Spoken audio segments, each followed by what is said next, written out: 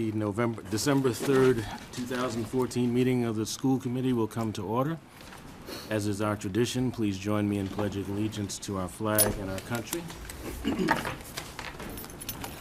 pledge allegiance to the flag of the United States of America and to the republic for which it stands, one nation, under God, indivisible, with liberty and justice for all.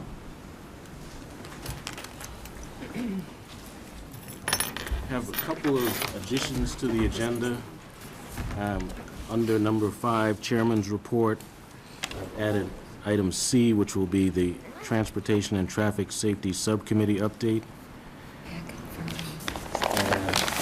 Under Executive Session, item 11, I've added item B, which will be Collective Bargaining Strategy for MEA and AFSCME.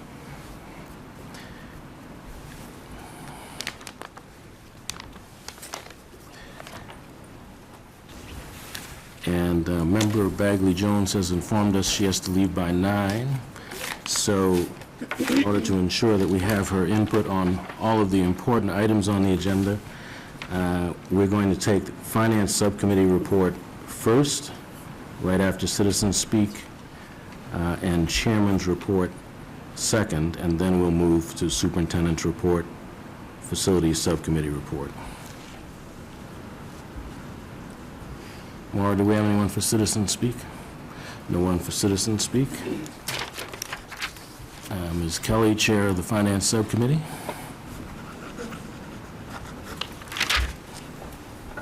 That was quick. The first item is the approval of vendor warrants. So it asked Assistant Superintendent Pavlicek to update us with the latest warrant or warrants.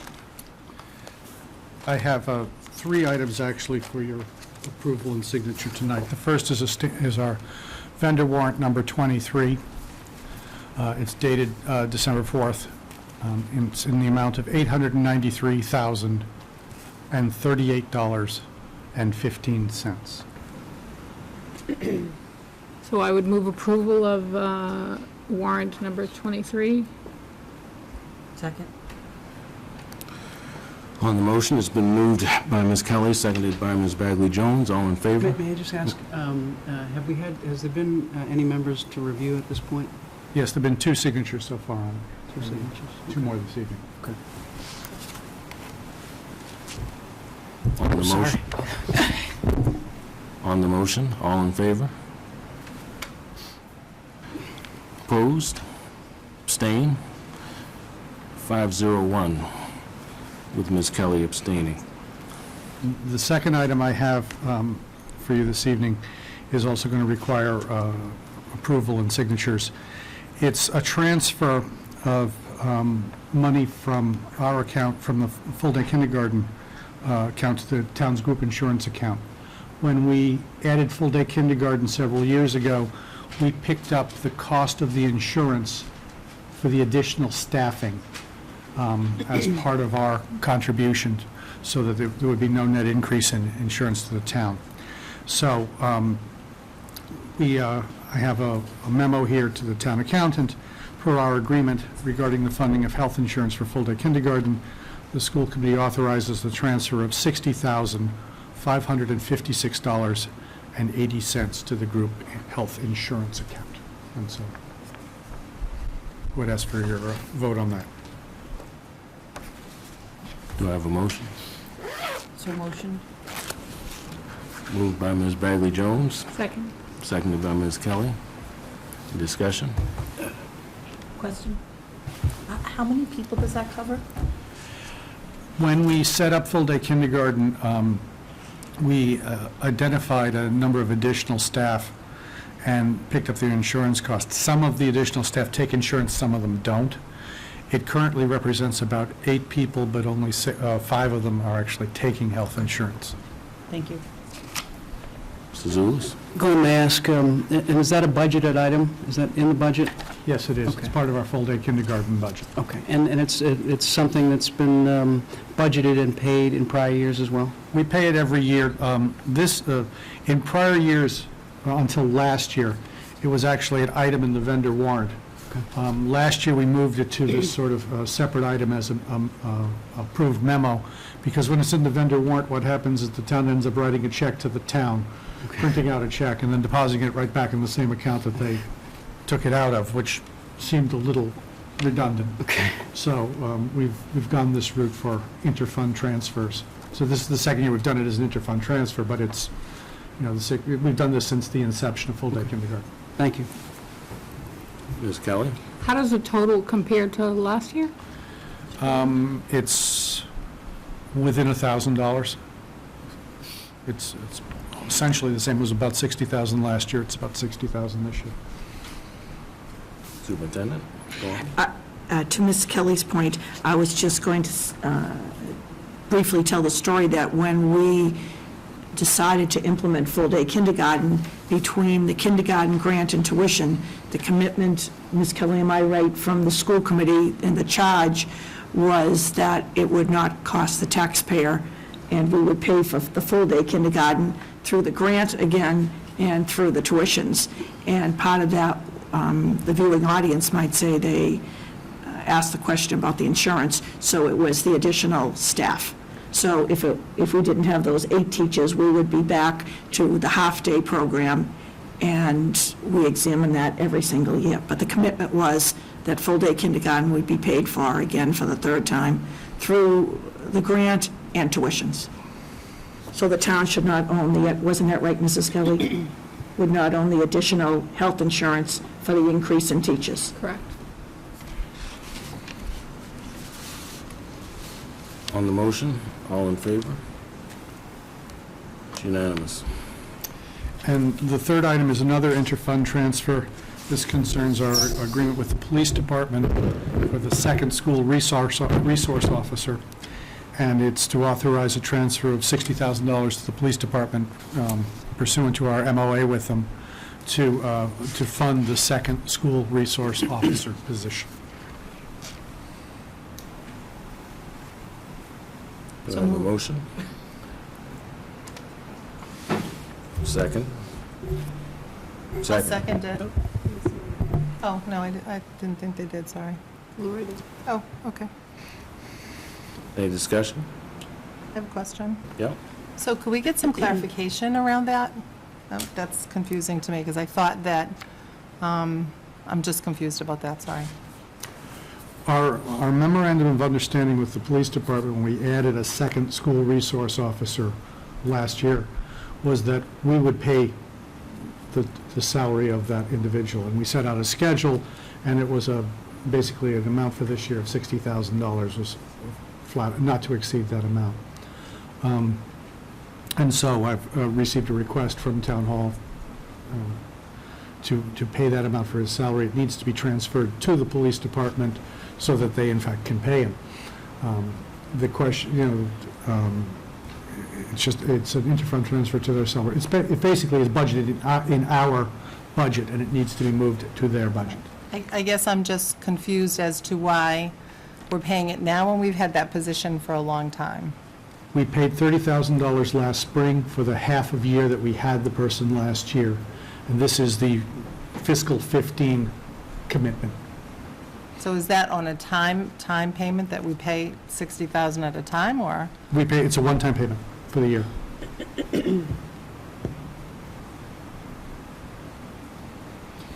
And question? And the one, this is for the one at Pierce? No. We just have one now? We have two, but one is on maternity leave at the moment. Right. But they're not assigned to Pierce and the high school Oh, per I se. thought they were. They move around. Okay. But the first one we have, does that come from the police's budget The or ours? the police That's what I pays thought. for the first one. Okay, thank you. I have another question, sorry. So going forward, is there a payment schedule that's established for? There's an annual amount set out in the MOA, described in terms of the officer's salary and so forth. It's just in the first couple of years, it was a flat amount, $30,000 for the half year last year and $60,000 for this year. Okay. And this is when it was due? Sorry? This is when it was due? The MOA didn't say when it was due. Okay. It just said, we will pay it.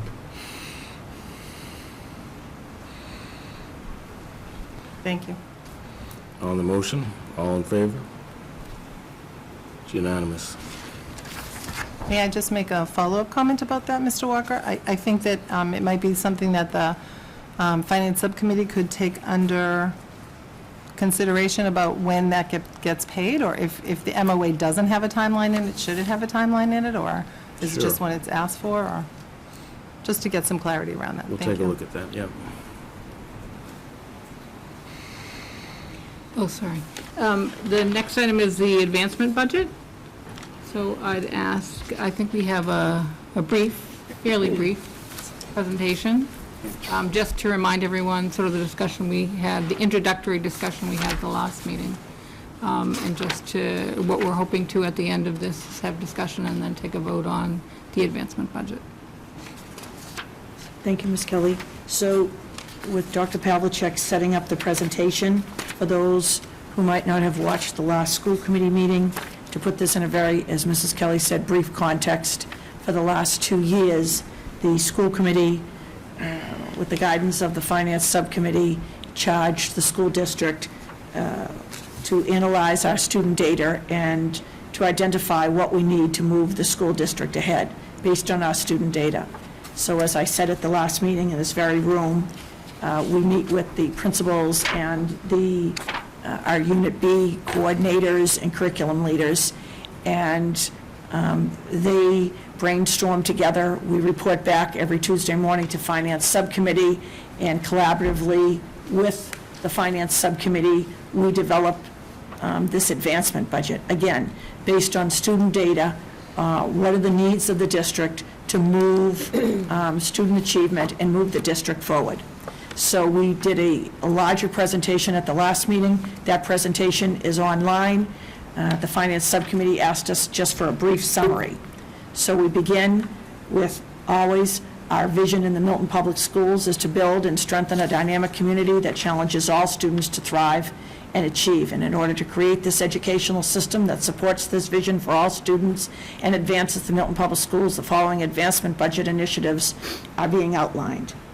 When we met based on student data, and again, the data has been consistent, we identified 3 initiatives: emphasizing early literacy achievement, pre-K through 3, closing the identified achievement gaps, proficiency gaps within the Milton Public Schools, pre-K through 12, and advancing science and STEM achievement, STEM standing for science, technology, engineering, and math, pre-K through 12. Again, the initiatives were varied, and we centered in and agreed as a leadership team, and I think that the testimony to these initiatives and the impact they're making, again, the movement of student achievement, but when we hear the site councils, parents, teachers, they understand these initiatives, they've been prioritized, they are the agenda items and the topics when we meet as groups within the school district. Again, always looking at the student data and what progress we're making in these 3 areas. In the previous presentation, you can find the literature and the research that backs these initiatives, and what the FY14 budget purchased and what FY15 purchased, and now we're making the request for FY16. So in this abbreviated presentation, bringing you back to last year, we began a pilot of a preschool program, identifying that if we could identify students who hadn't been in school at grades ages 4 and 5 before kindergarten, and we bring them into the school, students who haven't had any formal educational experience. We're running a district-wide pilot housed at the Tucker School. This $30,000 will extend and expand the pilot next year to 5 half-day programs, so we'll be able to target exponentially more children. 5 half-day programs in the morning, another 5 half-day programs in the afternoon.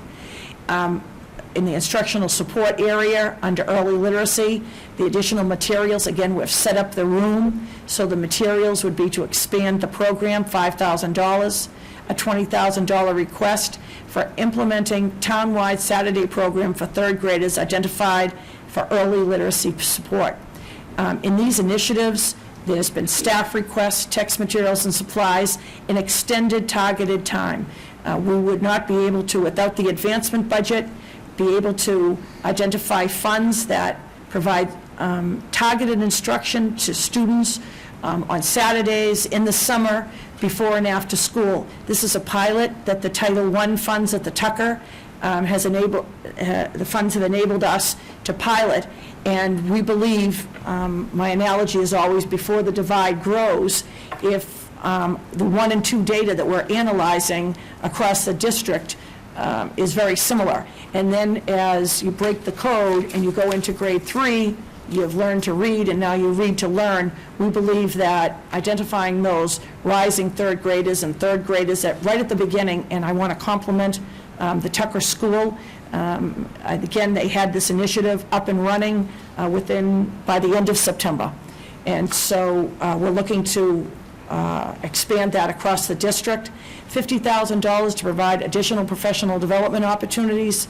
We had a discussion that Chairperson of the Finance Subcommittee, Member Kelly, has really led the discussion and advocated for identifying professional development funds to provide. It's really one-time funds, which we'll detail at the end, our teachers the professional development in these areas. Again, emphasizing early literacy, instructional techniques to target closing the achievement gap, and the professional development to train our teachers in these new science materials. But this $50,000 is in the area of early literacy, and the $30,000 is in the implementation of the Readers Writers Workshop, completing that training for all kindergarten, first, second, and third grade teachers. And lastly, under instructional support, the $20,000 to purchase leveled readers, fiction and nonfiction, to guarantee equal access for all students K through 3. This advancement budget, I did an email today that I CC'd Chairman Walker on, that in the Milton Public Schools, our budget has allowed us over the year to purchase materials, new curriculum, 1 grade at a time, 2 grades, and this advancement budget has really put the curriculum in the hands of our teachers and really making an impact on all of our students at the elementary grades. These leveled readers have been a priority when teachers are writing those mini grants to the MFE. They were an initiative with one of the MFE celebration, and this $20,000 will be able to complete and provide equity K through 3 in all of our classrooms. Ms. Sheridan? Thank you for that clarification. That's really helpful. And I just want to say, when this goes on the web, when this gets posted, it might be helpful to say district-wide on all of those, you know, those bullets. Absolutely. Thank you. For the next initiative, closing the achievement gaps, the proficiency gaps, again, in the FY16 advancement budget requests, new positions. You heard the Pierce Site Council presentation. You saw all of the data analysis from the Pierce School, the impact of a reading teacher at grade 6 made on the student achievement, and the number of levels that targeted reading instruction to students that were below grade level at grade 6, the difference one reading specialist could make. And again, it's the analogy for me is at the MFE to see some of these grants that teachers write and then they're replicated district-wide. The high school has given me a tremendous amount of feedback. I actually identified the students that this high school reading teacher will work with, and the request is for a reading teacher at the high school for students who come in the 9th grade who are not reading at grade level. And the second new position request is for an intermediate reading specialist, a $60,000 request. We put reading specialist in 1, 2, and now a third reading specialist that is district-wide in grade 3, to Member Sheridan's point. This would be a reading teacher at the intermediate level, and Assistant Superintendent Sheehan had some interesting input at one of our meetings about this reading specialist at the intermediate level. Janet?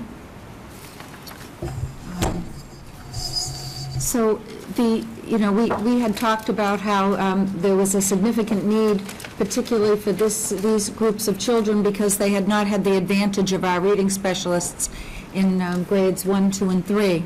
And so while we anticipate that our children, and given that our goal is that all students will read by the end of 3rd grade, we still recognize that developmentally there are some students who are not able to meet those standards, even by the end of 3rd grade.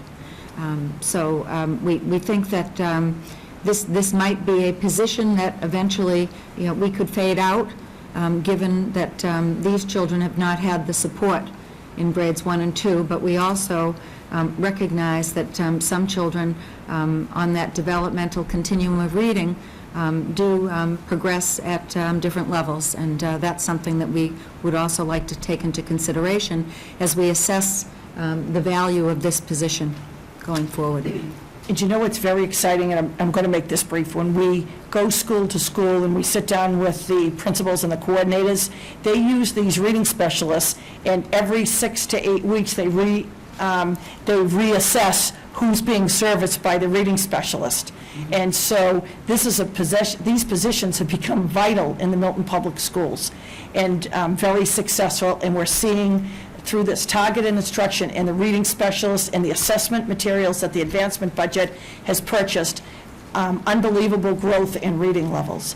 On the instructional support, we've described to the school committee, the finance subcommittee, and the public that we've been involved in this calculus project. The theory of the calculus project is to identify rising 8th graders, to give them pre-teaching in the summer in the math area that they're going to be going into, to give them support during the school year. Dr. Pavlicek can speak to the beginnings of this program in California. The research behind it is phenomenal. We were involved in the National Science Institute grant that with Newton and 2 schools in New York, under the leadership of a group out of New York City, and they weren't funded. They're looking to rewrite the grant and look for other sources of funding. Right now, it would be a $40,000 line item for next year to continue with the cohort we've begun with, and then to identify a new rising group of 8th graders next year. But the model is research proven, and we're looking, again, for the end is to guarantee that all of these students are in honors math track through calculus. The second is a $20,000 request for the Pierce Academy. Again, this has been so successful that the Collycott principal is actually replicating the very model. We're looking at these models. We're analyzing which of these targeted instruction models are benefiting and resulting in the highest amount of student achievement, and this PS model is targeted instruction after school, a $20,000 request. And at the high school bridge program, students who are coming into grade 9 are identified. They are here at Milton High School all summer, and then they are supported all through the school year with tutoring after school, and to assure that their success, students who may not have been meeting with academic success are identified. Again, when we sit down with the high school team, we're tracing these students' grades, their progress reports, their parents' involvement in the school. There's a parent component that parents must be involved in the school and attend as a number of events. And again, we're targeting rising 9th graders and staying with those cohorts. And finally, in the area of science and STEM, the requests, continue with the proficiency gap, excuse me, the $20,000 under instructional support, elementary extended day year, again, targeting students on Saturdays who, through the internal assessments or their MCAS data, it's either before school, after school, or on Saturdays. There's been also a feeling on the school committee, and we have seen in the presentations on the data that the elementary and middle school internal assessments have, we've identified those, we've funded them, the teachers have had professional development, and the middle and high school are identifying this Edwin teaching and learning or this Galileo piece of software, and it really is going to be targeted to the high school and to the upper middle school grades, that they feel that this will move their assessment work internally in English, math, and science at a faster rate, and really to keep up with the work that's being done K-12. $10,000 request, Summer PD Institute on proficiency gap for teachers, and an $8,000 request, a need. And if you go back to the data requests, the data presentations, and the Pierce Site Council presentation, you hear about the need for writing in MCAS and coming forward in PARC, the writing component and the need for a formal writing program within the Milton Public Schools. And Dr. Spalding and the English teachers and writing teachers at the middle school have identified $8,000 in text materials and PD that would be required to really strengthen the writing program 6, 7, and 8 at the Pierce School. Science and STEM, again, through your presentations on data, and from the Pierce School, we've had lengthy discussions about the implementation of, really, I believe now we're at 2 or 3 electives at the Pierce School around STEM and iSTEM, and this, we've had philosophical discussions that this is, every student will still have science in their program of studies, but this $48,000 for a .8 middle school STEM technology teacher would enable the Pierce Middle School students, every student, to have one elective during every year in the area of iSTEM and STEM. And so philosophically, we feel that, again, this would benefit all students, and again, it would support the STEM program. It would be an extension of their science program. In the instructional support, the request is matching that course, and really, the response from the parents and students has been phenomenal about the electives that exist at the Pierce School now. The requirement would be $25,000 for additional iSTEM materials. I've had presentations on curriculum such as Projects Lead the Way. They're really doing a lot of research around local universities and the kind of training that teachers need and the kind of materials that they would need to implement this program. The second, under instructional support, $10,000 to purchase text equipment and additional supplies for the expansion of STEM into grade 4. It seems like yesterday we began our STEM in the English Pathways Initiative in grade 1, grade 2, wildly successful. Grade 3 has been very, very successful. And now next year we're moving into grade 4. And the Advancement Initiative has enabled us to fund that program expansion. And the next budget request is $35,000. This year we purchased, and you've had several science presentations, the science text materials and supplies, the cost kits for grades 3, 4, and 5. This would complete the purchase in K1 and 2, $35,000 for science materials at the elementary school to put in the hands of all of our primary elementary school teachers, and to have all of our students have the upgraded science curriculum and meet all of the new frameworks. The next is a $70,000 high school science materials. This has been in the advancement initiative before, and as we prioritize, we've moved it ahead again. This would update the biotech lab equipment in the high school. That original, Ms. Bagley-Jones always speaks to this, the original funding from that came from the MFE. We have used that funding that we used the last portion of this year to continue upgrading that biotech lab, but this would be really a rehaul of that biotech lab and bring it up to the grade that really is appropriate for 2016, and to begin introduction of digital equipment into all science classes. Our science department head last year and this year meets with us, and our science equipment, we've had it since the school building project, and it becomes out of date,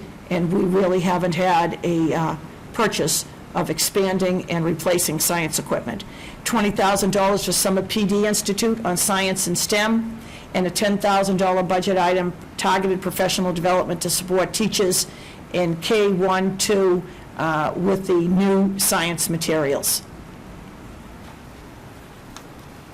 So you're familiar with this grid and the advancement initiative. In total staff, 3.3 FTEs. In the area of technology, $20,000.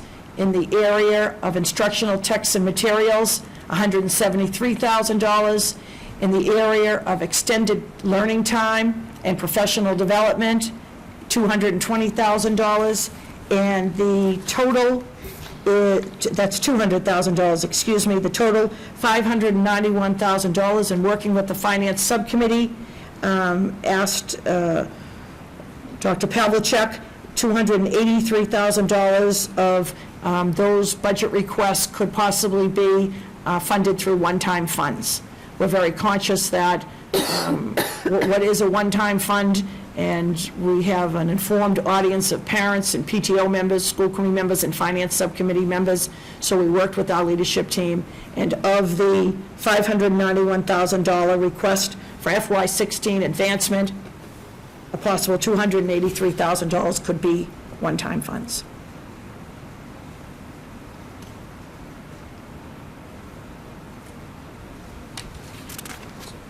Discussion? Ms. Bagley Jones, questions? Ms. Padera? So I just have a couple questions. It looks like, and I could be wrong, but we're adding a math or a reading specialist at the high school and an additional reading specialist, grades 4 through 5.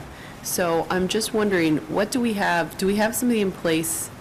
And I see what we're saying and catching up with the people that we kind of missed when we added those additional reading specialists. I understand that part. But do we have people now at the high school that are helping students who struggle with reading comprehension? Or is this someone that we're adding that's going to fill that gap completely? And if so, what are we doing at the middle school? Because that seems to be, we're adding the middle school, we're adding K through 5. What's happening at the middle school? So at the middle school, through investigations and putting together 5.2s, again, we work with Finance Subcommittee, and the organization has 4,000 children, so we move ahead, and we always look at where we can take existing personnel. And so Dr. Spalding, which I attribute having been an elementary school principal, realized at grade 6 students who were 2 to 3 to 4 reading levels below grade level, but they were not children who were identified with special needs. Okay. Their reading skills were below. So within the Milton Public School budget, we put in a grade 6 reading teacher. Okay. Again, she reorganized, I explained this at one other meeting, I believe. And so the data on the levels, the increase in reading levels of those students, that a majority of those students did not need reading support in the 7th grade. Right. So that one teacher is now staying with some children into grade 7, and she's picked up new 6th graders. And so when we share these practices and procedures and techniques that are working, the high school whole entire leadership team said, we have children who do not have identified special needs. They may have even been tested for special ed, Okay. but they are reading grade levels below the 9th grade. And I sat down, I met with the entire high school team. They have feedback from all of the English teachers, and this would be in addition to their English class, targeted reading instruction. My master's is a reading specialist, so that is a very, very skilled area. What is your are you weak in vocabulary? Are you weak in breaking the code? Is comprehension your area of weakness? And so you actually have to be specialized in either high school or primary grades. Right. So this person would service 9th graders. So just to be clear, I think you answered my question perfectly. So at the middle school, we had someone in One. that place that was doing that service to students that weren't identified on an ed plan or with special Exactly. needs. And the high school, we needed that same thing because we had seen success at the middle school. Right. Okay, that's great. And then just 2 other questions, I think. The elementary extended day, there are 2 different items in here, And I'm a little just confused about the difference, because there's one under literacy, I believe.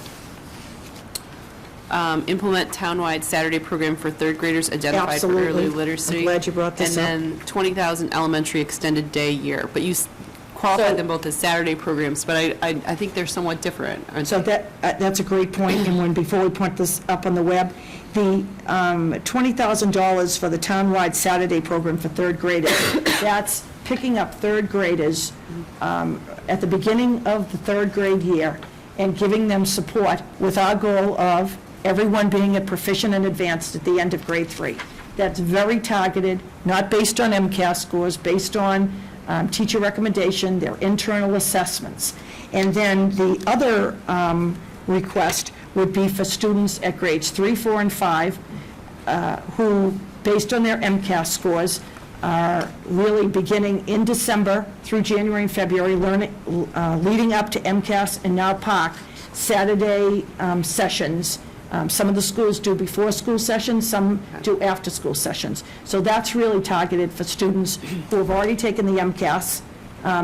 Third graders wouldn't be going Saturday and in addition to this, but based on their MCAS scores, fourth and fifth graders, but they have also picked up in past years when we didn't have those funds, third graders.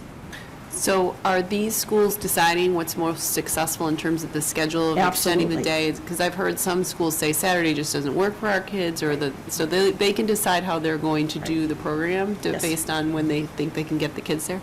Okay, and then just one last question. The STEM teacher, we face this a little bit with the health curriculum. We're adding it. How is that going to limit their curriculum choices? Are their elective choices? Because I know the sixth graders have a problem. Sometimes they have a limited space. If they're in band and now they have to take health, will that limit their choices if they also have to take an iSTEM course? Well, I think you spent a tremendous of time with Dr. Spalding, and again, the feedback has been around the health, but they feel through the technology offerings, there are 2 teachers in the area of technology, that she will be able to, right now, we have no feedback that it's limiting the elective choices with the Okay. iSTEM and the STEM. All right, But perfect. I'll bring that up to Dr. Spalding, but I know she's thought this whole process through. Okay, great. Ms. Bagley Jones? A couple of questions, a couple of thoughts, and just to follow up on that, I thought health ed was flipped with gym. Mary, don't they have health one half and gym the other half, or a quarter and a quarter? The half, so that Okay. every student So it's is now not having an health. elective. Right. So, But it's in that same space. Same Right. time. Yeah, but it could be worked around, because I think that that's important, that they get the chance to take health. It seems like a really, very tight presentation in terms of what's needed, how you're going to get there, and I like that. I do like the professional development, the materials, supplies, and of course, the biotech room. I think that it's really positive to have that high school support, even though I do understand what Becky was saying, because I think in general in education, we look at early intervention only, but then the kids in high school aren't getting the support that they need. So I think that that's really, I like that you're doing that. My only concern is the way that we did STEM and iSTEM now, it feels like it's inclusive, right? Everybody gets a chance to take it.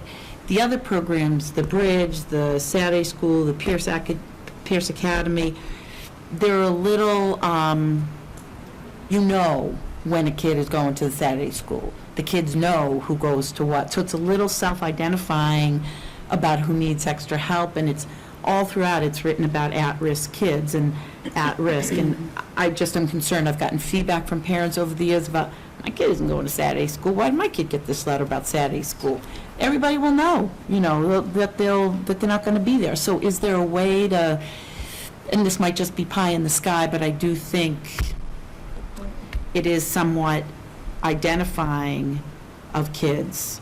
I'll tell you, they're very conscious of that, the principals, and what they've included is some kind of, at the 2 of the schools, some kind of physical activity. You have English, you have math on Saturday morning, and then you have a physical activity, so they rotate through. But I have to tell you, at the beginning of the Tucker third grade program, I can't testify, I believe she said every Saturday morning, she said almost 100% attendance. I was thinking about the higher grades. Oh, the higher grades. You know, Ridge goes for ninth graders, Pierce Academy. Anyway, there may not be And anything so- you can do, but the focus has to be on inclusionary practices and so- how we do that. And what this is, to me, it's targeted instruction, and it's, the message should be, we're helping you to experience success in school. And so I've often analogized to Finance Subcommittee, we both, I can't catch up with you in the 49-minute math period, but if you're backfilling my skills during this Saturday or after-school program, the carryover has to be that I'm experiencing success in school. And so I have to say that we are committed. All the research proves about extended year, extended day, and we would have never been able to provide these extended learning opportunities without the advancement budget, and we're seeing the results. And if I can just add a comment to that, Mary, I think you're absolutely right. And this is where the mentors come in terms of, I can imagine some of these high school English teachers I know sitting a kid down saying, look, yeah, it's bad, you know, but this is how it's going to help you. So speaking to that Points well mentoring taken. role, just to throw it out there again, because I do think teachers have to talk to kids about why they should go to the Saturday program or why they should go to the Bridge program, Right. et cetera. So, thank you. I'll bring back that feedback. Ms. Sheridan? So I really appreciate the way, I love this chart year after year. I think it's really helpful to be able to see it all in categories and, but what's really striking for me this year is that when we look at the new, not initiatives, but bringing initiatives forward, such as the data software and the writing program and the new science materials, that they all kind of come with, not kind of, they all come with professional development that's tied into it. So that's really, you know, we're saying more than we're just giving you new things, you know, we're saying, we're not just giving it to you, we're expecting you to do this professional development that's gonna really bring this equipment and materials and supplies to the full value. We'll get the full value out of it. So I really appreciate that when I look at that, and when I see the fact that there's 283 in one-time funds that can be identified, I totally agree with the way you've broken that out. I don't know if people at home can see where those numbers are, so just, it's pretty much everything under technology, or the one thing under technology, and all of the instructional text and materials are one-time money, and then the PD that goes with it. Just, I think it's helpful for people at home to be able to see how that is. So really, the remaining funds are the staff, which are critical, and I'm kind of capsulating this here for people at home, but the staff and also the opportunities for children to extend their learning, which, you know, is, as you've said so eloquently, Ms. Gormley, there just isn't enough time in the day to get all the learning done that needs to be done. So I think that this graph is really helpful and articulates our message quite nicely, so thank you for that.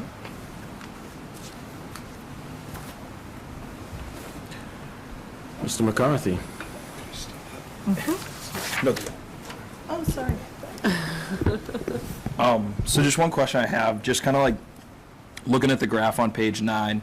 So like with my little quick calculations, I got that we're spending $103,000 on like STEM programs, like between STEM, the middle school teacher, the STEM materials for grade 4, iSTEM materials, and the $20,000 Summer Institute Science and STEM professional development.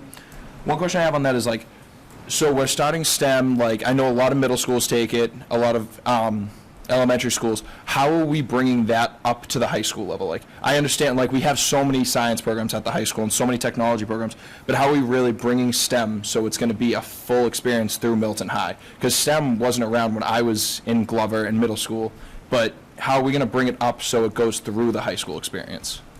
It's a great question. And so were you here for the science presentation I should. I believe so.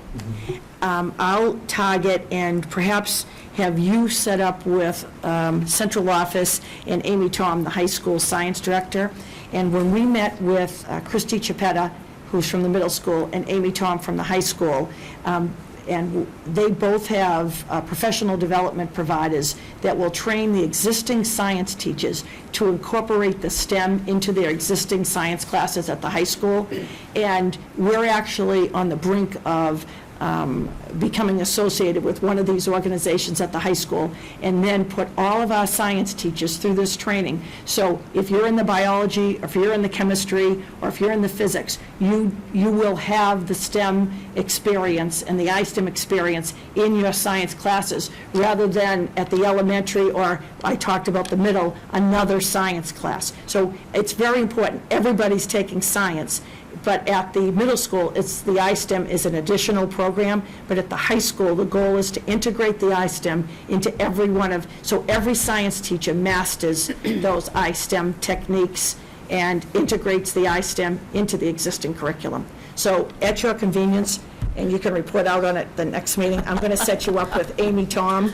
And so you asked a very timely question, because I'm not going to belabor this, but when we were looking at the fourth grade curriculum, I had them actually sit down with the professional development provider that the high school is looking at, and the professional development provider the middle school is looking at, and really find out which curriculum would be best for our fourth grade. So everybody, the goal is to have the iSTEM integrated into every science, so you don't have to somebody's point, Ms. Bagley-Jones's point, I believe, or Becky Padera's point, give up an elective for the STEM. Not as eloquent as Ms. Tom, but you'll report out on it next time. Mr. Zulus? I'm hesitant to speak up because I may get an assignment from Mrs. Gormley as well. So broadly speaking, this is the third year, and I think it's fair to say from the presentations and the evidence that we've received that there is evidence that these initiatives are having their intended effect, Yes. and that after the first really year and a half that they're working. So my question, have you given thought in terms of making the case as to what would happen if we were to abandon these efforts at this point, you know, and abandon the advances that we've made at this point? It would really be devastating. Their priorities, would they be at the cost of what we're already doing? What we're already doing is very important, but these initiatives, and again, when we began, some of the principals would mention advancement. Now you have parents that understand these advancement initiatives. You have entire staffs who understand the goal, they understand the initiatives for the district, they're owning the student data. So not funding these initiatives, not prioritizing these initiatives in the district, again, their priorities in the district, they would be at the expense of other initiatives which are the basis of our educational, really, vision and experience of what we're doing. So they really have become part of us. And I think in the site councils, we don't ask them to refer to the advancement initiatives or give you the feedback about what's happening. But it would be devastating to not be able to move at this pace and provide these materials to teachers, to teach students, and the time and the professional development. And I want to, this is a collaborative effort. I think it's important to know that the teachers feed the principals, and we meet with the finance subcommittee, and it's interesting when Ms. Sheridan mentioned professional development, to have Ms. Kelly, if you don't mind. Ms. Kelly? Yes. Ms. Kelly, you know, you have school committee members who are informed, they listen, they bring their own knowledge, and Ms. Kelly is an advocate for the professional development to go along with these curriculum initiatives and text materials and supplies. So, Ms. Kelly? Yes. But, you know, it just proves that it doesn't come from the principals or the leadership team. Again, this is, I can't say enough that this is vetted for a tremendous amount of time with the finance subcommittee. they might as well join the leadership team, and we do it all collaboratively, and we own what we're recommending to the school committee, and to the warrant committee, and then town meeting. Thank you for the question, though. Do I have a motion for approval? Are we voting on this now? We are. I thought we were going to look at the whole budget first. No? Can I make a motion that we look at the whole budget first? Because wouldn't it be more informative to see the whole budget before we vote on two separate things? It all affects each other. This is the approach we've used for the last 3 years, and the budget look is the first look at the budget. If you feel that would be helpful, I suppose we can defer this vote until after. That would be helpful, I would think. I don't think we need a vote.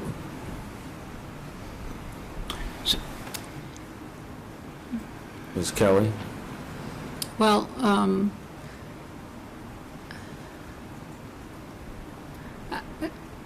so are we saying at some point this evening, we will vote We're saying at the end of the next presentation, we'll vote on advancement.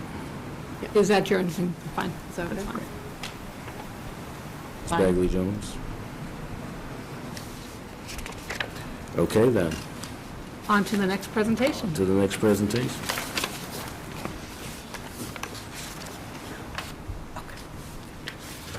Could we get the lights? Yes. Because after the 21st century, we're already 14 years into the 21st century.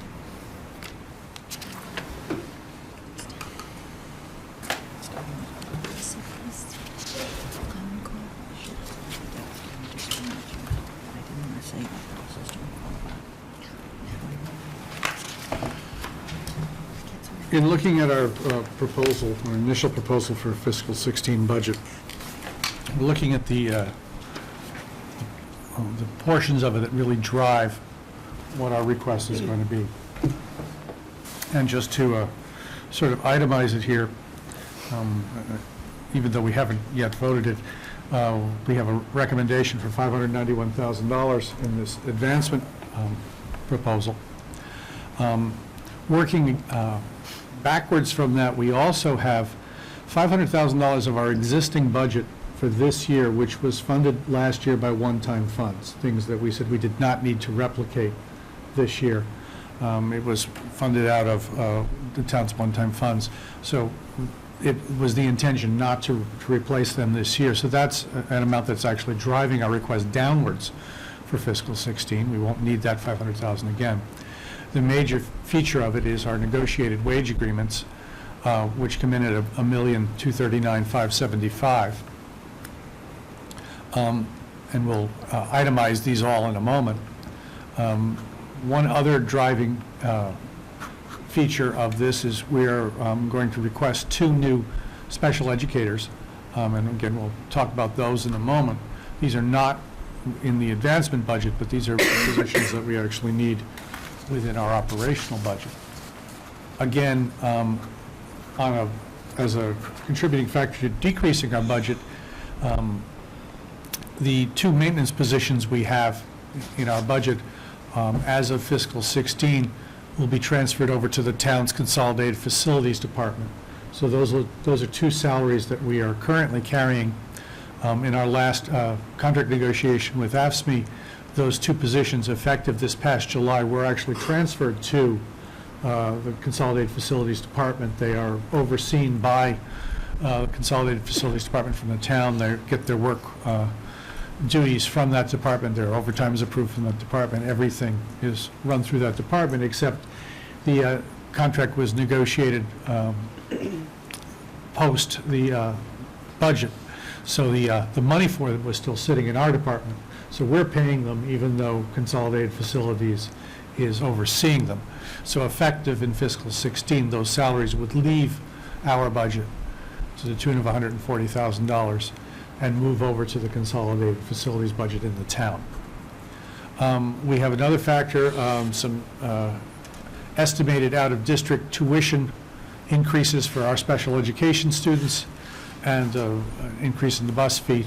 Those together approximately $180,000. We have about $95,000 in additional facilities costs, mainly utility costs and some increased maintenance. And all other costs, which, again, I can itemize in a few minutes, an additional $121,000, leading us to ask for an increase in our budget this year of $1,706,610. So that's the story in a nutshell that we're recommending as an initial budget proposal. To get into the details of these 8 items, you've seen the advancement proposal. I mean, $591,000, $125 for early literacy, $248 for closing the proficiency gaps, and $218 for science and STEM, for that total of $591,000 that we just went through. $198,000 is for salaries for 3.3 positions. $90,000 is for salaries for extended day and year offerings, and $303,000 is for non-salary items, text materials, supplies, professional development, etc. So that's just a one-slide recap of the advancement proposal. The negotiated wage agreements, if we roll over our existing staff, include the steps, lanes, and our cost of living, next year our employees have what's called a 1-1 split. They'll get 1% at the beginning of the year and another 1% raise midway through the year. And not including any advancement positions, not including the new SPED positions, and not including the maintenance positions that we're backing out, we would need a total of $1,239,575 to roll over our existing staff, exclusive of the maintenance folks, to next year. That's an effective 3.89% increase in our salary line. And as you can tell from our ask, that is the majority of the cost of our request, our proposed request for next year. Our 2 new special education positions, I'll defer to my left. The 2 new special education positions, we've had extensive discussions around these positions and the request from the leadership team. And the first position, a K-8 inclusion specialist. Again, our special ed program is moving towards students remaining in their classroom and having special education providers co-teach with the teachers.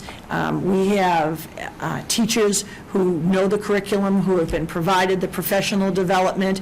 It's very hard for a special education provider to be able to master English, master math, master the science, the social studies curriculum. And so the philosophy is the classroom teacher masters the curriculum. The special ed provider is in the classroom to adapt, to reinforce with students with IEPs. And so this requires a tremendous amount of training. It's what our co-taught model is at the elementary, really. The perfect again, all day, the 2 teachers teaching, but this inclusion specialist would work with special education teachers and regular ed teachers, how to collaborate, how to co-plan.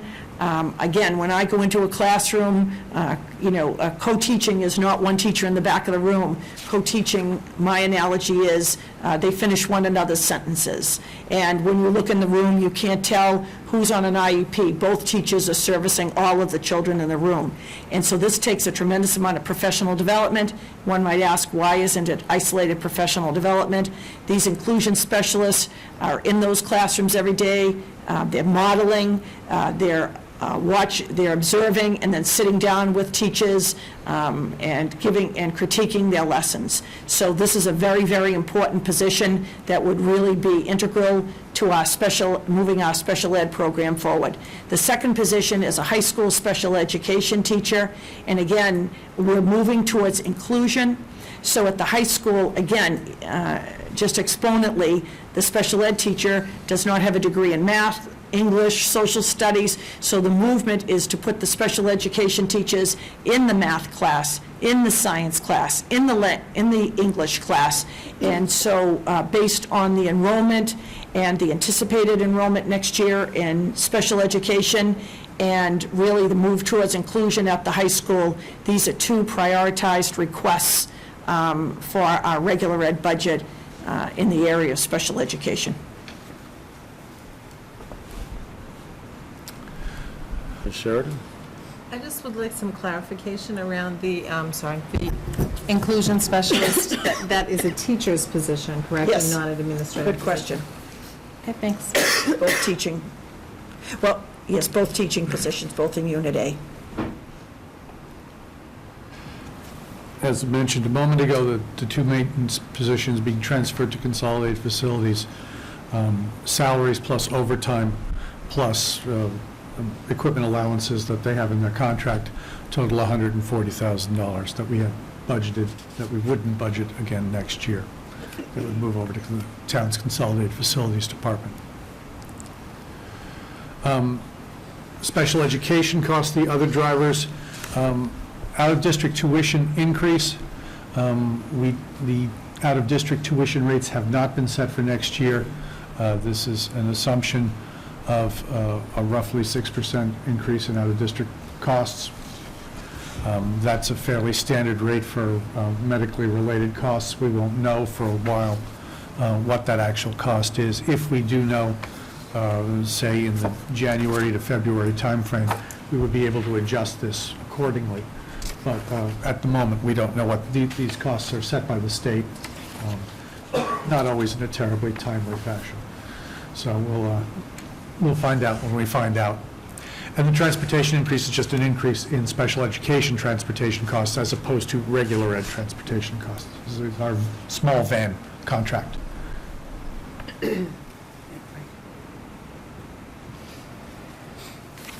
Sorry, Mr. Zulus.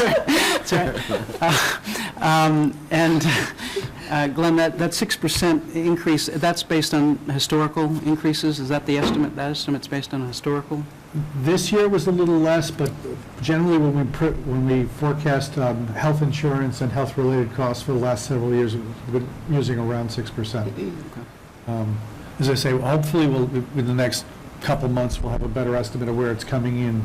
Generally, late December, we get some of the first numbers for either some of the residential schools or some of the collaborative placements, but we won't know for a little while yet, so just being conservative at this point.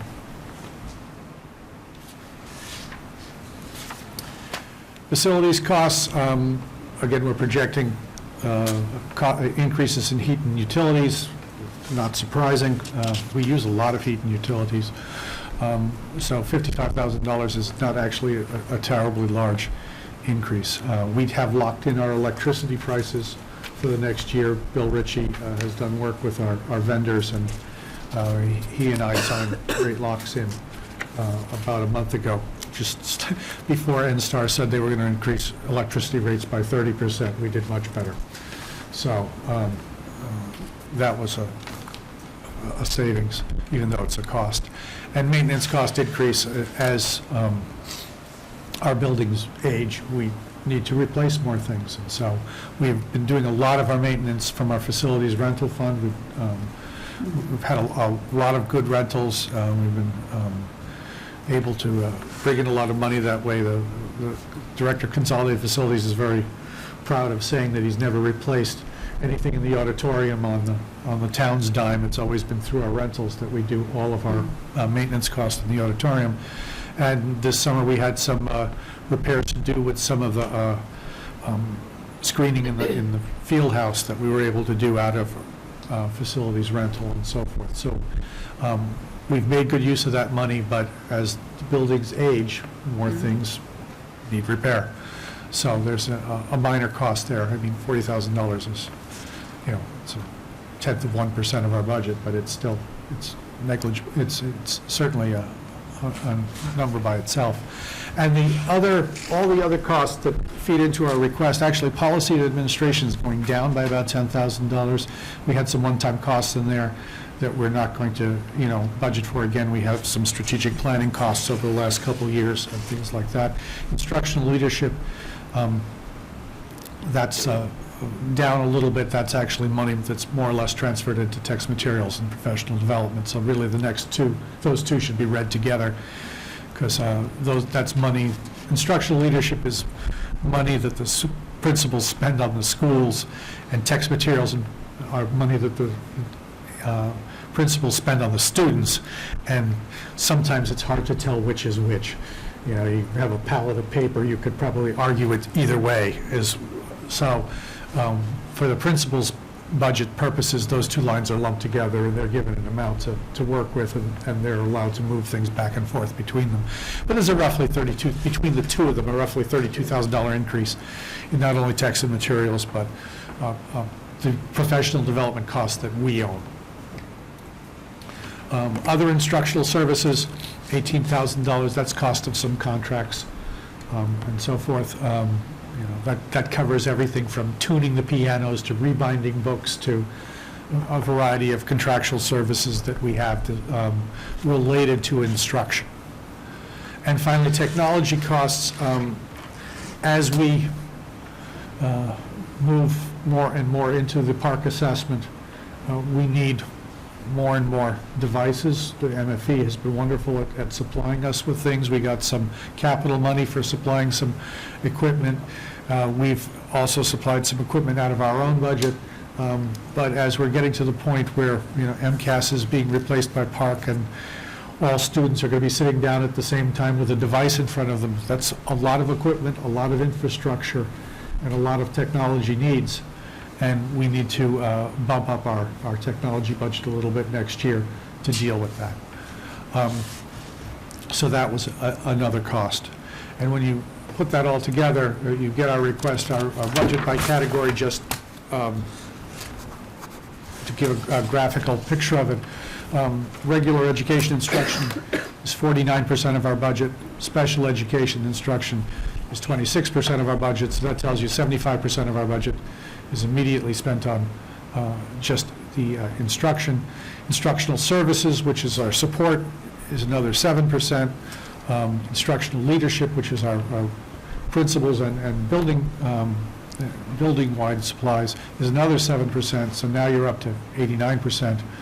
And that leaves you just really facilities is 7%, policy and administration, the overall district administration is only 3%, and technology at 1% parts of the budget. We are very heavy in people. 85% of our budget is people, and the vast majority of our people are in front of students. So it's a place you would want to be in terms of a budget. And again, just as a final chart, broken out by the 7 usual categories, we're asking for a general fund budget next year of, we're proposing to the school committee that they will ask for a general fund budget next year of $41,064,500, roughly a $1.7 million increase, or roughly a 4.3% increase from this year's spending. And this is the budget that we're putting forward for your consideration, discussion tonight, and ultimately vote at the next school committee meeting. Well done. Very good. Questions? Ms. Padera? So I brought this up at the last school committee meeting, but I just want to bring it up again, because it is concerning to me in looking at our budget, and, obviously our budget is tight, but the elementary schools, and I don't have the numbers offhand, but I know Collicott's around $650 with the preschool. And all of our elementary school populations are seeming to be growing, and we still have the same administrative one principal there. And I know that we've checked around a little bit, and other schools have added some different personnel to help with administrative duties at these schools. And I'm just wondering if we could look at that again, because I do think especially at the Collycott where they have the integrated preschool, they don't even have a preschool director. The principal has to be in charge of all of that, and that seems to be a huge responsibility. And my main concern is that we have these great elementary leaders, and that there's always the chance we could lose these elementary leaders for a place where they aren't overburdened with too many duties. I mean, you add classes. We added 3 elementary classes last year. You had classes, you had students, you had more teachers they have to oversee, and with the new evaluative tool, it's just a lot of responsibility. And I think it would be an important thing to look at in looking at our budget. So I would just suggest that we definitely look at the possibility of adding a preschool director. We're looking at adding pre-K initiative across the district. That preschool director could also be in charge of the curriculum across our district with the high school program, with all the no-cost programs we're thinking of, or the no-cost program we're thinking of adding, and coordinate that, as well as supervising the preschool, the integrated preschool at the Collycott. So that could be an option.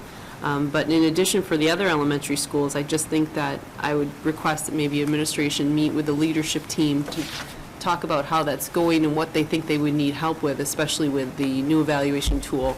And what I know the vice principal position isn't always a really popular position to add, so maybe we could look at other alternatives. How could we use our staff appropriately? It has to be a person that could help with evaluations, I would think, because that's a big part of what they're being overburdened with. But what opportunities would we have to make the elementary principal's job doable?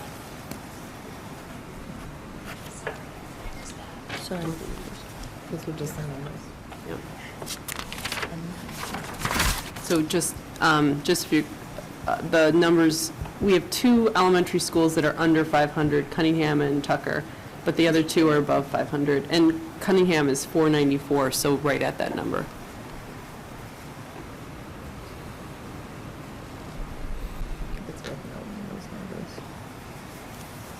Can I ask a question about that? Sure.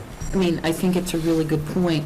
And currently, we don't have anybody, or do we still have those teachers in charge? Good question, Type no, model. nobody. So we don't even have, like, when the principal leaves the building, somebody in charge? Well, let I me, mean, we have teachers in the classroom who's in charge? no, we've used different models, and at one time, we had stipends, I think Ms. Bagley-Jones is speaking to, given to classroom teachers, but I spoke to the Sharon superintendent on this issue today, and what we've found using that model, that the teacher is then out of the classroom and not in front of those students. So that was not a successful teacher leader. When the principal's out of the room, that teacher had to be called out of the room, so who's teaching those children? So that was not a successful model. It hasn't been resulted in an successful model. So now when the principals are out of the buildings, the responsibility really falls to, we have special education chairs and adjustment councils, but they're not certified administrators, but they, the observation is that they really have assumed the responsibility. And again, we're a district that's in close contact, proximity-wise, geographically. We're in contact with each of our principals every day, but those are the individuals who, again, don't leave their classroom, but they also might be in a SPED meeting, or they might be servicing a child. Right. And then if there is an emergency at the school, it's the secretary at the front door. So I think it's a valid point to look at, both from an instructional point of view when the evaluations and all that, but also just from a safety point of view. If there's an emergency with a kid, if there's an emergency at the front door, if something happens, and maybe Ms. Sheehan can work on that with you, Ms. Gormley, since we're giving out homework tonight.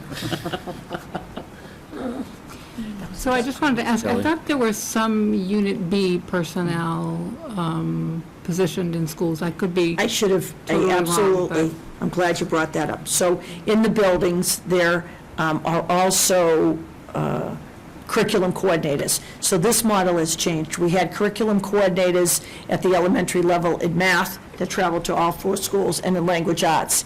and driven by our then Assistant Superintendent John Phelan and the leadership team. The model is very successful in that we have one curriculum coordinator that shares the responsibilities of language arts and math at the Collycock Cunningham, and then we have a half-time person at the Tucker and a half-time administrator at the Tucker, a half-time curriculum administrator at the Glover.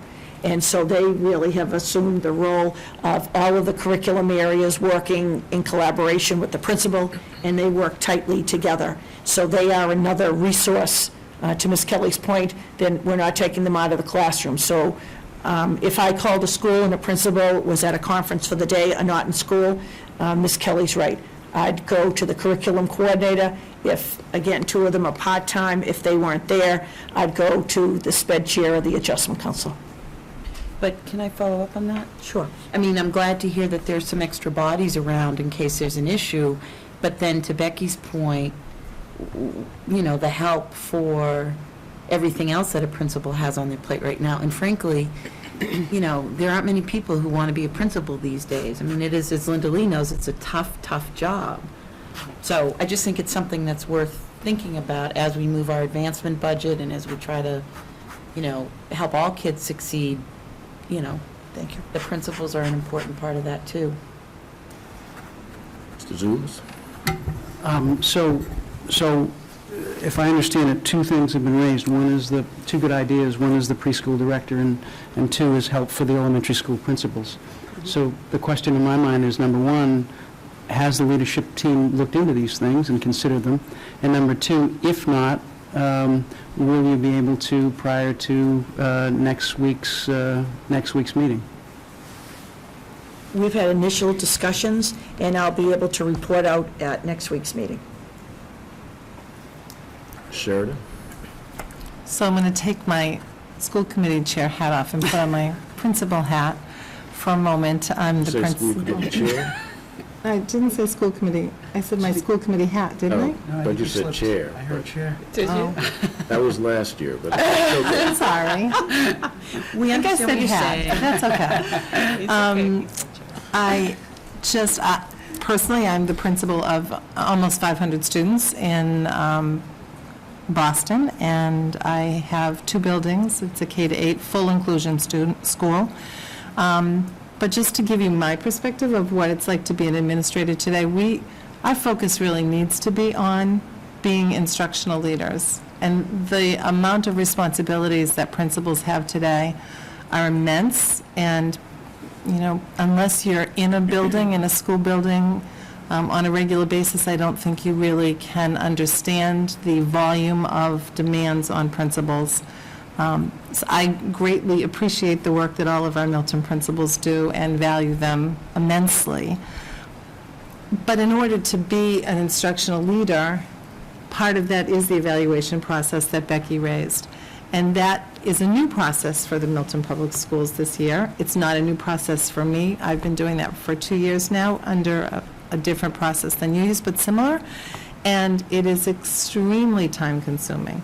Is it valuable? Yes. It directly impacts instruction, and it's a wonderful activity, exercise, process, but again, it is time-consuming. And I just want to echo what Becky's saying, but not say that, you know, I heard some creative suggestions here, and I think that it doesn't mean that every school necessarily needs an assistant principal, but I think that when you look at the whole picture of the demands on principals today, I think that it's worth looking further at. And I honest and truly don't believe, and I appreciate, Glenn, when you gave your presentation, you talked about the fact that most of the personnel that are on our rosters are in front of children.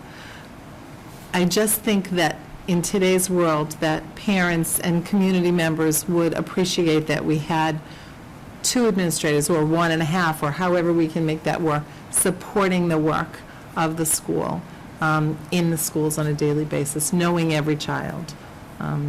So I just need to share that. Thank you.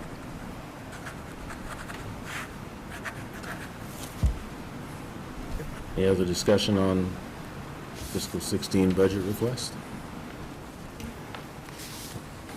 Do Do I have a motion for approval of the advancement budget request? So move. Oh, that was good.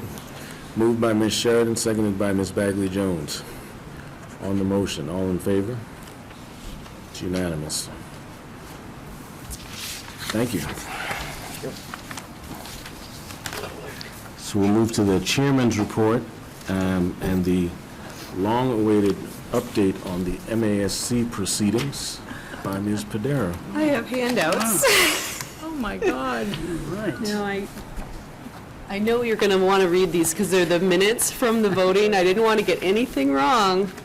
So we printed out the minutes for you all to read.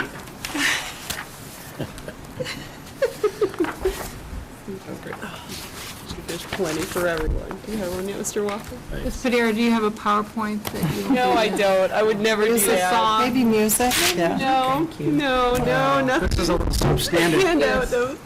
You can pass it to So,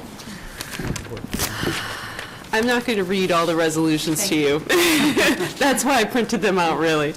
But I will tell you, all of them passed, and I will tell you there was a lot of discussion. The big discussion during this resolution vote and throughout the conference was a lot on the controversy on testing. A lot on high-stakes testing, and there's actually a pretty organized group right now that's kind of against high-stakes testing. They feel like it, especially now with the new upcoming park, that it's really penalizing schools who have large numbers of students that are low-income level, because those types of students tend to do poorly on these tests, and we're penalizing these students, and we should be using testing in different ways and not using them to grade schools, things like that. That was a lot of the discussion. Then at the end, there was a lot of discussion about park, which the last resolution, I think you might have remembered, we talked about voting for that, but I actually ended up Resolution 7, I actually ended up voting against it because it was amended to include strike the words "conduct further examination of options for state evaluation and accountability system," and to suspend implementation of the Common Core standards as well as the park assessment. And they did actually re-amend that too, because that was accepted as a friendly amendment, to change the word "suspend the Common Core standards" to "re-examine." But I still felt that wasn't really within what we had been talking about, so I actually voted against that resolution because it included the Common Core standards. So I don't know how everybody feels about, but obviously it was my choice to make. The amendment still did pass, surprisingly to me, with a vote of 69 to 21 opposed. So there was a lot of discussion. I felt that a lot of people were even against the Common Core standards as well as the park testing. And I will tell you, there was a lot of discussion, and I will credit the administration for, I feel that within the room from the discussion, we are much more prepared for park testing than a lot of frantic school districts out there who are feeling underprepared and feeling that they're kind of left worrying about when the pencil paper version of the park is discontinued, and they will not be prepared for with the technology that they have. And they think that the state has not helped prepare them for that. So that was how the resolution went, and just then a brief update on the rest of the conference. I will just tell you, all kidding aside, that every year I come back from this conference really energized about several ideas that come up. And so any of you that are, ever thinking about it, I really think it'd be a great idea for some of you to come, because I can't go to everything that I want to, and I see a lot of other people that have like 3 or 4 members, and I'm a little jealous because they all get together afterwards and talk. And I did see a friendly face there, though, a Mr. John Phelan. I don't remember. So I had lunch with him and his school committee chair. So anyways, there was a lot of really great presentations. I won't go over all of them with you, but like I said, if anybody ever kind of wants to come, it is a really kind of exciting exciting place to be. There's a lot of different things you come to. Some of the meetings I come, and again, with the administration, there was a topic on the new discipline law, and it was really amazing to me that I felt like the most prepared person in the room. I knew everything, probably a little bit more even than I felt like our presentation was even better than the person presenting there. So I think that, I come back thinking, wow, we have a really great school district. We have great superintendents that allow us a lot of access to our buildings and to our people, and I think that's great, which you don't always see. I talked about the over-testing, a lot of discussion about not just Park, but high-stake testing in general. The new word of the day is grit and rigor, and having your students, evaluated, doing a lot of surveys and determining if our students have that grit and rigor that they need to succeed. We'll be probably, Member Bagley-Jones and I will probably be talking a lot about that in terms of our social, emotional well-being surveys, things like that. Can you define grit for us through this? I was wondering about Grit myself. and rigor. I Well, told you rigor it I was think I have, but yeah, grit? it's about the same. It's really about students. Resiliency. I'm sorry? Resiliency. Resiliency. It's really about, a lot of the surveys question, how soon would you give up on a problem if you felt you didn't understand it? Things like that. Really, not just a student's success, but when a student is challenged, how they react to that challenge.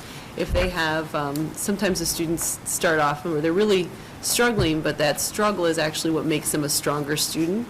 And so that's a lot of what people are measuring now, instead of just this academic success, but what happens when these students face challenges, and what happens, how do they approach that? So I thought that was really interesting. The transition program that, we'll be talking about later, but I did meet with Superintendent Gormley, and we were excited about this new program that we possibly might be able to bring to Milton schools, but we'll bring more on that later. It's Hingham has a program, several school districts have it, and it's really to help students that have come back from a hospitalization, either from maybe a mental illness or even concussions, and helping them get back to school without having setbacks to be re-hospitalized or drop out of school. Because, and I'm sure Member Bagley-Jones would know all of this, but mental illness is is probably the top group of students that do end up dropping out of school. And then the resolutions you have. So if you have any questions or need any handouts from my meeting, or free pens, because I've got lots of those, you just let me know and I'll fill you in on everything. Any questions? I do. Yeah. I just want to tell the rest of the committee, I've told Chairman Walker that Ms. Padera comes back from the conference in the last 2 years and meets with me and shares 15 initiatives and ideas. And we sit down. We prioritize. We prioritize them. And we set up follow-up meetings with the appropriate personnel. And I feel like I did go to the conference. And I get a tremendous amount, and I appreciate that you bring it back. Sometimes, to your point, when we send staff to professional development, when you go by yourself, it can be lonely because you come back and you're the only one talking about transitions or different kinds of programs. But I have to say, you come back and you get everybody going on every single I'm really excited. one of the initiatives that you have learned about. And you're discerning, you decide what the priorities are. And I think it was important, but I will let you know, I did miss our school committee meeting that night. I was thinking about you all. You were representing us. Thank you for doing it, Becky. No problem, anytime.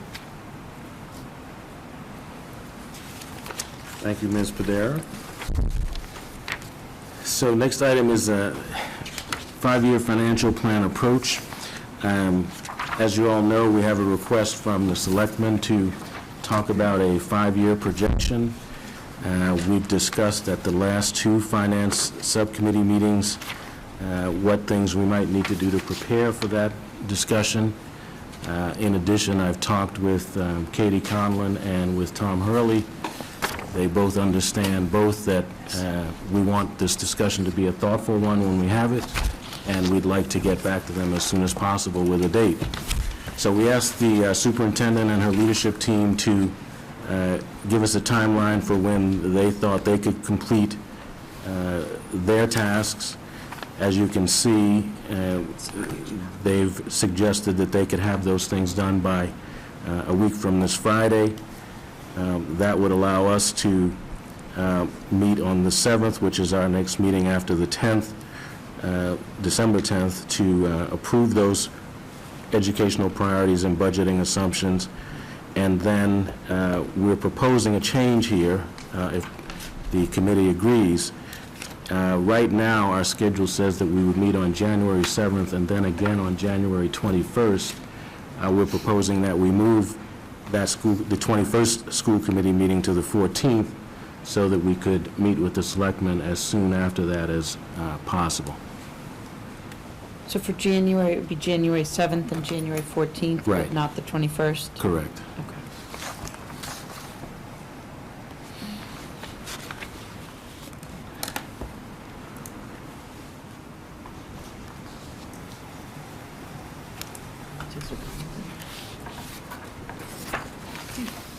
Any questions on that? Ms. Sheridan? So when is the meeting with the Board of Selectmen? We don't know yet. If we agree to this schedule, then I would say to them, we can meet anytime after the 14th of January, and they should tell us when they'd like to do that. So is that the reason why you want to move the meeting to the 14th? Yes. So that we can give them more, have it earlier in the month? So would it be possible to,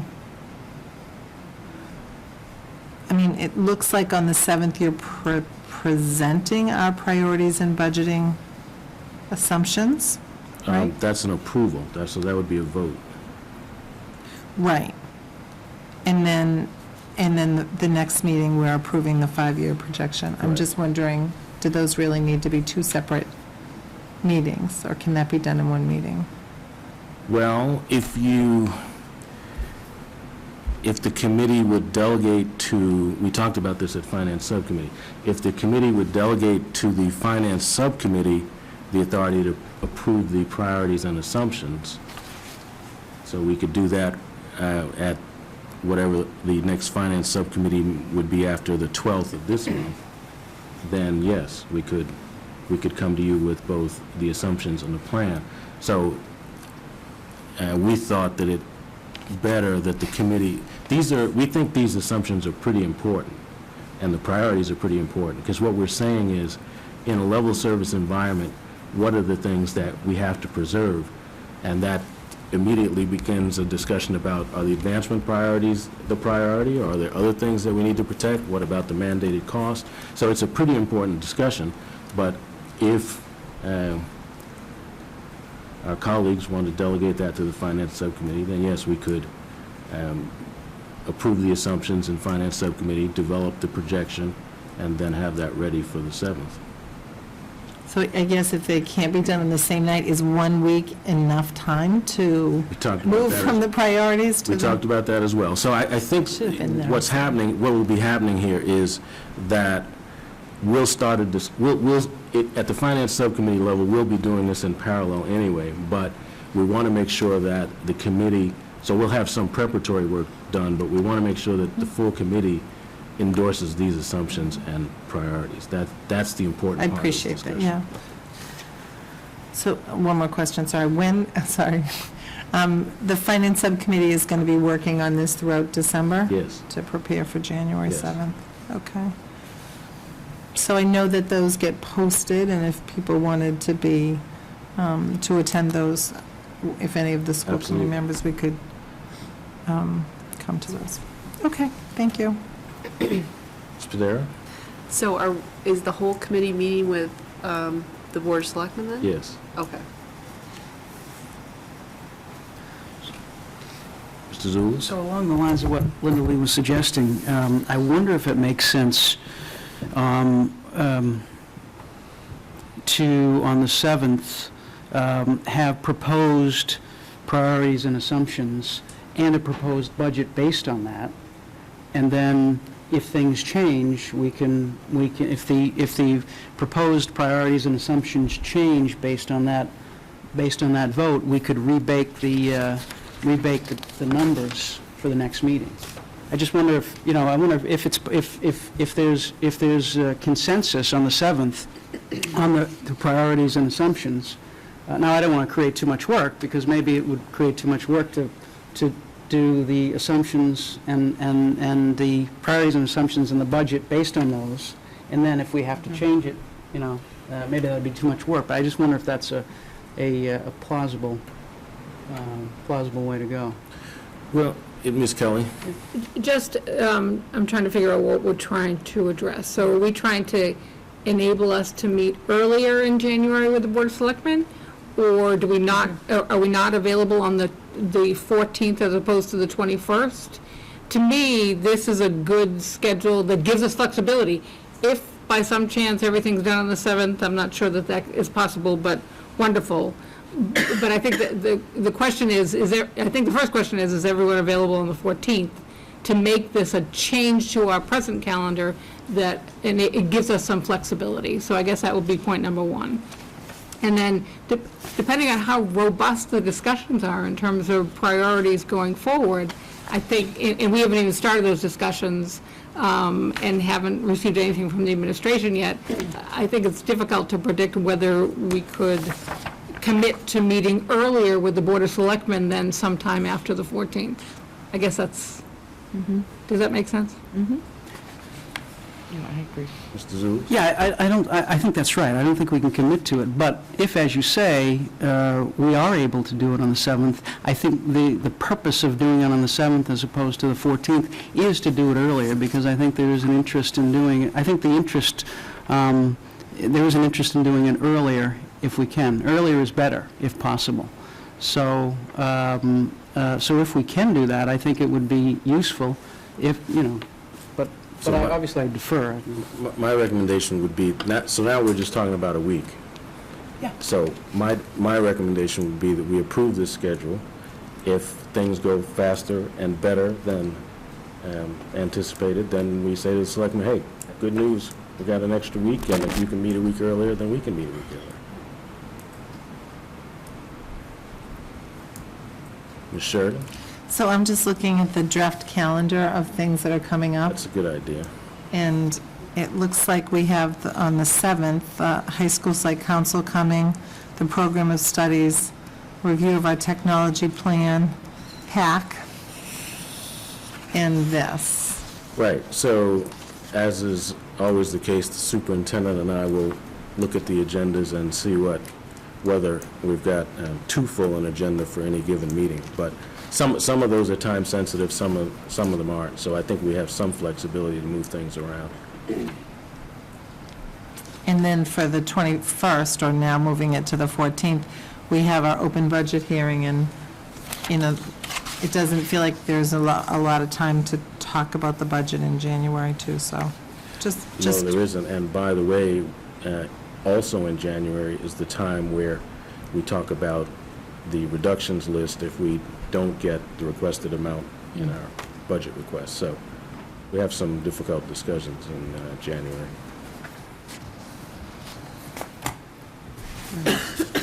Ms. Kelly? So I just want to ask, for purposes of our calendars change, if we vote this calendar change, are we then going to perhaps reconsider it on the 7th? No. Okay, so if we vote it, we're meeting on the 7th and the 14th.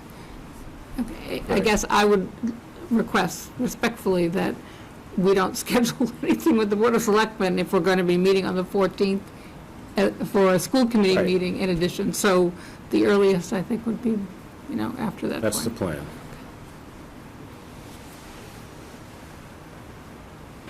And is this, I'm sorry, this is a joint meeting with the Board of Selectmen, the warrant committee, and, so it's not on one of the Correct. regularly scheduled Board of Selectmen meetings, so. Correct. Okay, thank you, sorry. We have a motion for approval So moved. Second. by Ms. Kelly, seconded by Mr. Zulus. On the motion, all in favor? It's unanimous. Transportation and Traffic Safety Subcommittee, do we have any update? How are things going? Mike, did you get my email? I did. Okay, so what we talked about separately by email and conversation was that if we would try to identify a morning meeting, that date that we could have, I suggested Thursdays, because when we ask for people to join, we need to tell them when the meeting would be. Monday night, Mary, is the PTO president's meeting? Yes. And you're going to ask them if they have a volunteer?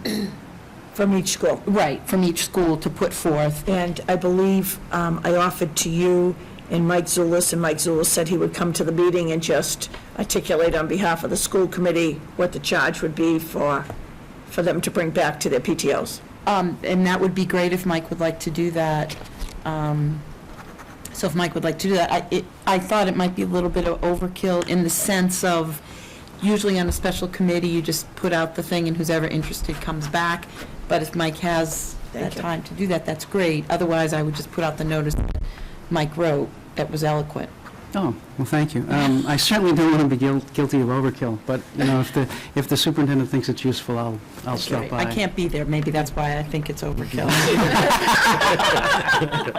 Well, I'll prepare some minutes and report as Becky did tonight, and you'll feel like you were there. No slideshow. And then we would just, we couldn't remember if we had approved a community member to be on the committee. We hadn't.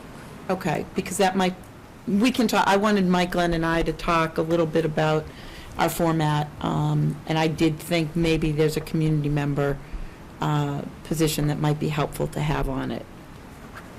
Did we have a community member in the composition of the committee? I don't think No, we so. didn't. So I'm just that saying it an might be additional- helpful to have a community member as part of it. So that'd be something we'd come back to the school Right. committee and Right, and so seek approval tentatively, for. we were going to try to meet Thursday or Friday of this coming week. Okay. Okay, we'll talk. Thursday, Friday, this Thursday, Friday, No, next Thursday, Friday. And Mary, that works for the Director of Transportation. Does he have teaching obligations, or could he make a, Is it going to be He's- monthly? he's a key part of this Right, subcommittee. and he is a full-time teacher. yeah, what we were thinking of, or what I thought of and expressed, was that the three of us, maybe Mary with you, maybe not, because you have enough to do, just sort of meet and map out what we need to do and who we need to get at the next meeting, so therefore, when should the next meeting be? Because people like that have teaching, and I know the police have, you know, what they need to do. So how would we figure that out? We need some logistical meeting time to do that. So a logistical meeting, not a meeting of the subcommittee. Yeah, I guess that, you could put it that way. Okay, Yeah. good. Okay, superintendent's report. We were looking for a vote on the annual report. We gave it to the members, asked for any edits to be called in. No edits were called in, so I'd ask you to vote that. And we've asked Chairman Walker to draft a cover letter. So, do we have a motion to approve the annual report, which we received several weeks ago? Yes. So moved. Moved by Ms. Bagley Jones, seconded by Ms. Padera. On the motion, all in favor? Can I- Ms. Sheridan? No, that's all right, I'll come talk after. It's unanimous. Ms. Sheridan? I just wanted to comment on the annual report. So every year when we get that, I think it's just so impressive to see everything in writing all in one place, and I'm amazed at what a great job that Maura does in capturing it with everyone's input. So it's just an impressive document. I hope people in the community read it. If I might, I would have been remiss and had to call everybody back later tonight. I have to recognize Maura Downs, because this is it's a valuable exercise for the principals, and it's a tremendous amount of work on Ms. Downs' responsibility and part to work collaboratively, follow up every fact, and to create that annual report. So thank you, Maura.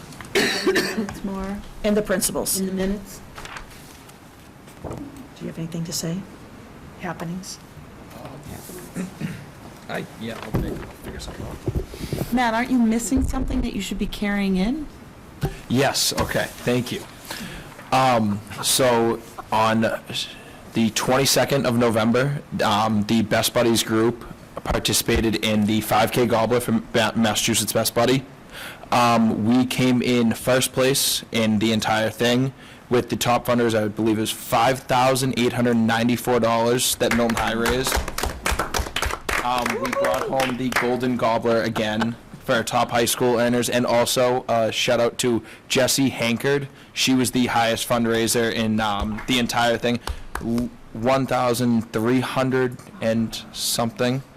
And then also, just going off the entire event, I know I talked about it, school committee, I sent home phone calls, all the work that the entire community did. We get to hold this in Milton. I think it's amazing that our Best Buddies group, not only do we get to be involved in something that's statewide, that like you get to meet so many great people from all across the state, but also you get to have it in your own hometown. It's a 2-minute drive. That not a lot of people have that. We have a huge luxury that we're able to do that.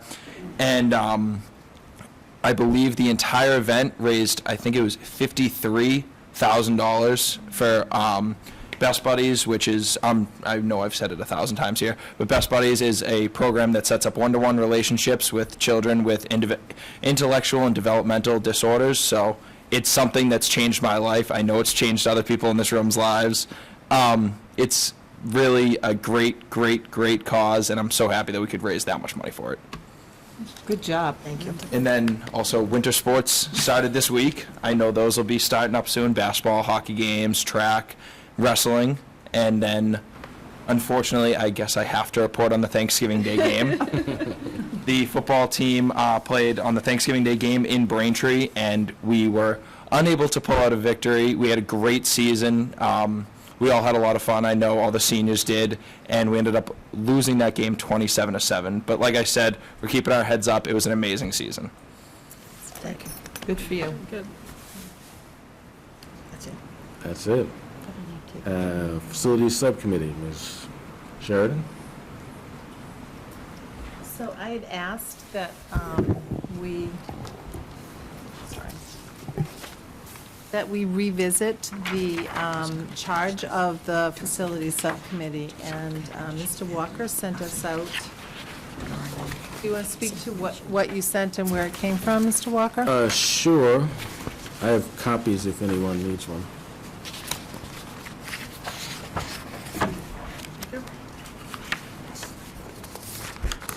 So thanks to our archivist, who has requested to remain anonymous, by some miracle, they were able to find the minutes from the September 27th school committee retreat. This is September 27th, 2004, and minutes from the October 5th, 2004 school committee meeting. And at the retreat, the school committee unanimously agreed to establish a subcommittee to commission a comprehensive facilities management plan. And then that was reiterated at the October 5th meeting, that the subcommittee would begin to develop a scope for the development of a facilities management plan. So as far as we can tell, according to Milton Public School history, that's where it began, and that's the charge that was articulated at that time. So as someone who worked very hard on the new buildings to get them built, and served on the school building committee for many years, I take that responsibility for, as it said here, a comprehensive facilities management plan quite seriously and to heart. I feel that this is a responsibility we have not only to the schools and the people that work and live every day in the schools, but also to the taxpayers of the town. So the way that this subcommittee has been working, and we're very fortunate to have community members on this subcommittee that are talented in their fields and donate their time to come and meet with us and share their knowledge about facilities and management and electricians. I could go on and on about their skills that they have, but I think when I read this, the way I interpret it is that the charge is to be responsible for the schools, and I see that as everything that happens inside or on the school property that doesn't have to do with education. So it's the building, it's the grounds, to the extent that we have responsibility over those. and the long-range planning and care of those. So I guess what I'm asking the school committee today, and what I have been asking for the last few months, is just some clarity around what our expectations are, because in the past, we did do, we were responsible for the capital needs, and we would, that would be something that we would work on, is the capital plan, and that conversation would happen at Facilities Subcommittee. We would also talk about security and all the different things that come under security, to the extent that it existed at that time. It's changed greatly in the meantime, and I don't mean participating in any meetings with police officers or the police department, but just how security is played out in the buildings of the schools. In addition to managing our ongoing bills and making projections, as Glenn was talking about tonight, when we think about, you know, where are we with our expenses? Are we under, are we over? You know, when we talk about how the schools are used and whether we're going to use the high school or the middle school for summer school, and those kind of decisions that are just vetted out through this process. So that's how I see this, but again, I don't need another job to do so. If the committee feels that the needs of the Facilities Subcommittee no longer exist, then I'm happy to do that. But I guess we, I'm speaking on behalf of the committee, would really appreciate some clarity around what the school committee feels, since we don't have a policy or a charge for an official charge for our subcommittee. Ms. Kelly? So I think the first question that's not necessarily directed to the subcommittee itself or our representative on the subcommittee, but do we have a comprehensive facilities management plan? I think that's the ultimate question, and that really is a question to the administration. And if we don't, what's the process by which we create it? Maybe it's through the subcommittee, whether it's how, you know, using internal resources or getting someone else to help out with that. But ultimately, that's what this charge was. And I know that over the years, you've worked on many different things, not the least of which is, you know, the whole light bulb replacement and saving of energy and all those kinds of great efforts.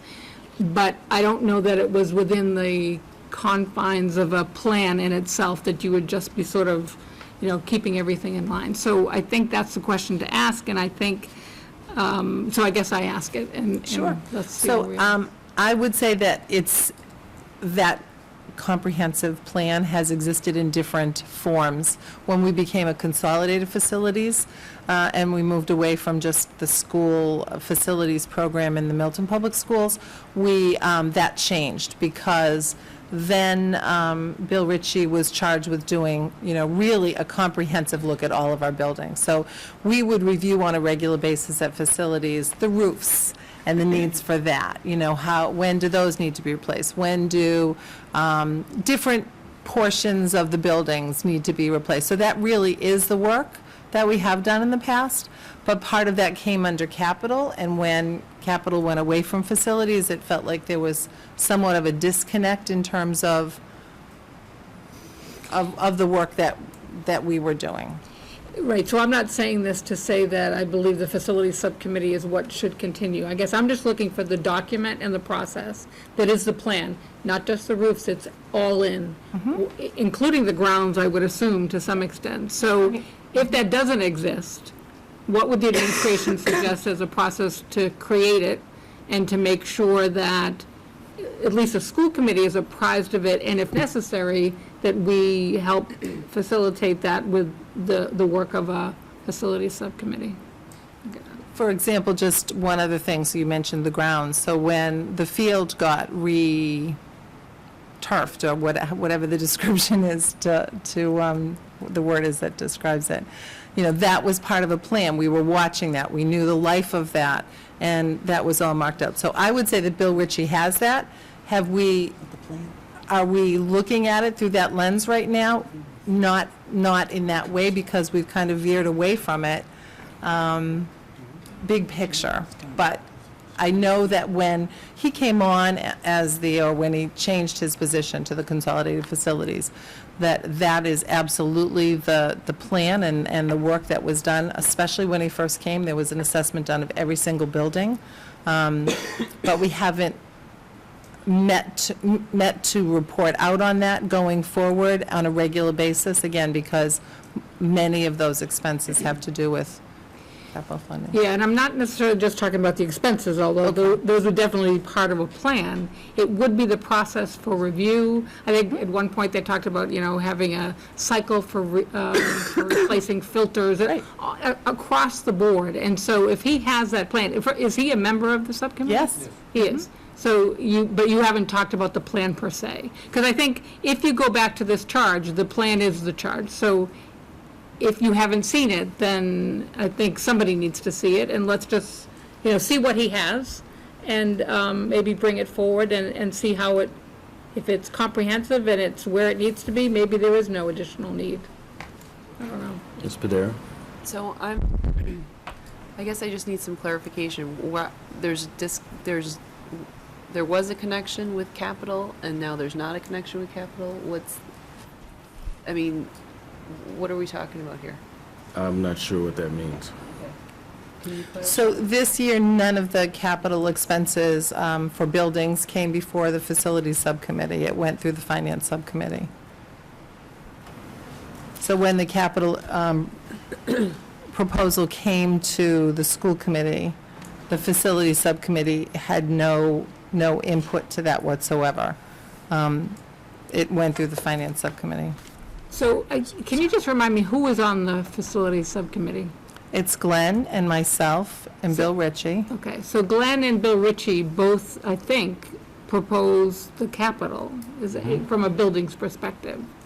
So it sounds like there's an internal process that needs to maybe discuss. Well, my suggestion, Ms. Sheridan and I actually talked about this in June. My suggestion was that the Facilities Subcommittee schedule a meeting with Bill Ritchie. Of course, if he's on the committee, then He's at all of our meetings. schedule a meeting to say, what's the capital plan for the next 5 years? I don't think that precludes the Finance Subcommittee from reviewing the capital plan, but I think both are possible, that the Facilities Subcommittee could review it first, and then the Finance Subcommittee could review it. Would that help things? Can I just, Yeah? I think whatever plan works out to support it, to support the committee's work would be important, because I remember how bad the schools were and how the oversight was so important. And Bill Ritchie is doing a great job and the whole Consolidated Facilities, but your committee kind of has to be the watchdog for what is needed. So I think that is really important, and I appreciate you bringing it up, because none of us want to get back to where we were. And so, whatever, if it makes sense to go through you guys first and then to find, I don't know what makes sense about it for capital things, but it's helpful that somebody is minding the store, I guess is what I'm trying to say. So, thank you for that, and I think it should continue and be solidified. I think Ms. Kelly's point is an important one. I think the first order of business would be to review the comprehensive facilities management plan, and if we don't have one, then let's talk about how we get one. Since clearly that was the charge, it would seem to me that the first place to start would be to say, did we finish that? And if we finish that, then there might be some other things to do, but that's a pretty important role, and I don't think we have a comprehensive facilities management plan, but if we do, I'd certainly be interested in seeing it.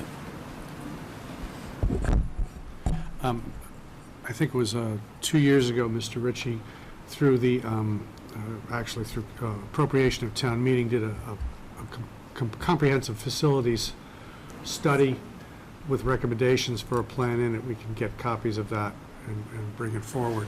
I just wanted to point out also the other folks on the committee. One is the facilities manager for in the hospital district. One is a person who's with an electrician background. Third works for one of the energy companies. They have been great help in designing ways to approach our facilities, how to get some of those energy savings that Linda mentioned, where the contacts are with those sorts of things, and how to put those plans together from people who are really experts in their field, unlike me, for instance, who just sits there and tries to add up the numbers. These are people who do it for a living, and they're great sources of reference for Bill, because it's people he can talk to who do the same sort of work that he does, and they bounce ideas off each other, and it's a good group to work with. The history has been we've been meeting roughly every other month for the last few years. But but back to the question of the plan, I can talk with Mr. Ritchie and get out the results of the comprehensive facility study that was done 2 years ago, I think it was. But I would distinguish between what was a townwide facilities audit and a comprehensive facilities management plan. The hard part of that discussion is, okay, so unless you have an unlimited amount of money, what are the priorities and what's the timeline? And we haven't moved from the audit to those next important steps. So I think certainly if you haven't seen the audit, it's comprehensive in that it says, here are all the things that you should do and here's how much they cost. But I think there's quite a bit more work to be done to call it a facilities management plan. So it seems like it might, go ahead, I'm sorry. I was just going to say, so then beyond that, beyond the plan, which appears to have been the charge, it sounds like that there were 3 areas that this committee was reviewing, considering, responsible for capital planning, security, and managing bills and projections. If those are 3 areas that this committee was doing, whether or not it was charged to, I guess the first question is, should it be doing those, and then should it be reconstituted and recharged to do those things? That's one question. And then the next question is, if those areas sat in that committee previously, where do they sit now? And should they sit where they sit now going forward? At least that's the way. Is that fair? That's good, yep.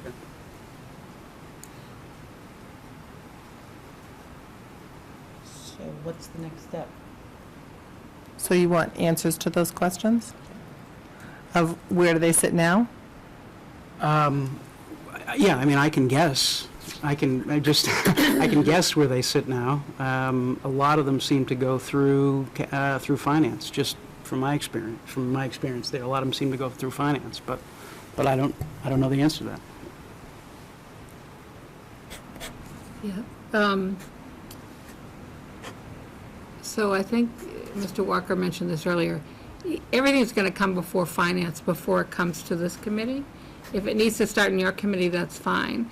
I'm a little confused because the people who have provided us with information are the same people that are sitting on your committee. So I don't know whether, like, have you been meeting on a monthly basis? We haven't been meeting since I brought this up because there were a lot of questions Right. around it. So I think that's part of the issue. I met in the fall. think the committee itself needs to perhaps meet and then, sort of go over the topics that Mike just detailed and said, so how, we used to do it, we didn't do it this year, and so should we be doing it? That might be a good place to start, because I don't know what's changed. I'm a little baffled, because I think capital has always come before the finance subcommittee, and capital is not just facilities capital, it's more than that.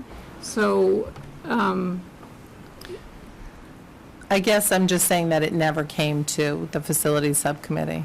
So, and I wasn't on the school committee or obviously on facilities subcommittee in 2004, so I wasn't knowledgeable about this, but I could say that certainly this is the work that we have done in the past, and I'm happy to take this back to the committee and say that, going forward, that thinking about the 3 questions, or the 3 points that you just brought up to Mike, and and have that discussion at our next meeting. I really just, I feel like the committee was feeling like they needed to be validated in terms of, is there still a need for this committee?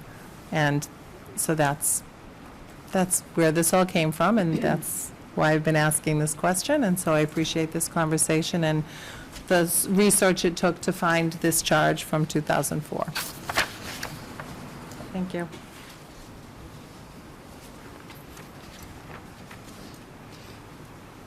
So we have no citizen speak topic response. Next meeting agenda items, I think we're clear. Ms. Padera? I have some next meeting agenda items. Okay. And they don't have to be the next meeting, but I'd just like to put them on the agenda for the near future. That we look at space in terms of space in the schools. I'm just getting a little concerned with our increased numbers every year, and I'd like to look at it in a broader scope. Suggest that we look at the number of the students, how it's increased in the last 3-4 years, or what the trend is, and to see if we can predict if we're going to have a space issue in the next, oncoming years, this year and the next. So, just so I'm clear, space, class size, space just to accommodate whatever the Additional enrollments are? students, yeah, enrollment, Okay. and how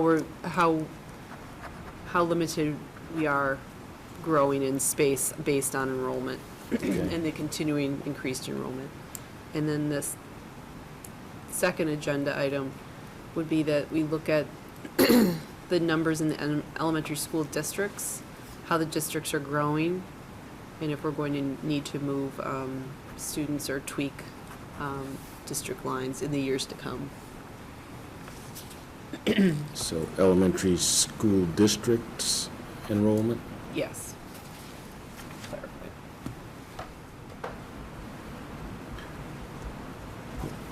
Ms. Sheridan? I have a question for the next meeting agenda about minutes of our meetings. So I don't know about the rest of you on this committee, but I have a hard time remembering what happened 2 meetings ago, and we haven't approved any meeting minutes since back in May. And so if there's some way we could bring that up to date and approve those minutes, and going forward, maybe just have them go out to all school committee members from the get-go, and so we can keep current with them if that's what needs to happen. Okay. Thank you. Ms. Kelly? We had talked earlier in the year about the French-English analysis. Yes. We've been trying to schedule a presentation date with Ms. O'Dwyer, and as it turns out, she teaches on Wednesday nights, so we're looking to see if during the school break we can get her in. So that hopefully sometime in January. Is there a presentation available? I appreciate that we want to share with the public, but to me, this is important information. If I might? She and her teaching assistant have spent a tremendous amount of volunteering their time to do the analysis. It's grown into a huge project. They're coming Friday morning to finish. And so I can get that out to you and then schedule her around your meetings in January, or maybe not to be so bold, to make another meeting to have her come and do the presentation. But she met with all of the elementary team. We brought in the middle school team because we were actually doing analysis. She's following students in groups of cohorts, so it grew into a huge project. But Dr. Alora Dwyer is a Milton resident. She teaches at Boston College. She travels internationally, and she has given her a tremendous amount of her time. So to Ms. Kelly's point, it grew. It just kept growing, and people were asking questions every meeting. I'll have the report to give to you as of Friday, and I'd like to schedule her to come. Can I just Sure. say something about that? I think she has break until January 15th. That's what I said to Mr. Walker. I said She won't have break until Easter. So I thought we might get her in January, even if we have to come up with some nights. But she teaches on Wednesdays, so Right. that's why I'm saying before January 15th would be good to get her. She's- meeting on a Wednesday. Okay.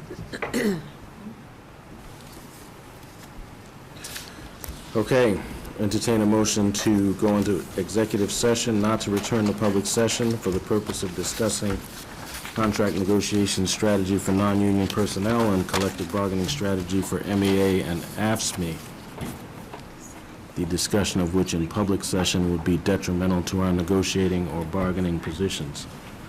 This is a roll call vote. Ms. Kelly? Yes. Ms. Bagley Jones? Mr. Zulus? Yes. Ms. Padera? Yes. Ms. Sheridan? Yes. Mr. Walker, yes.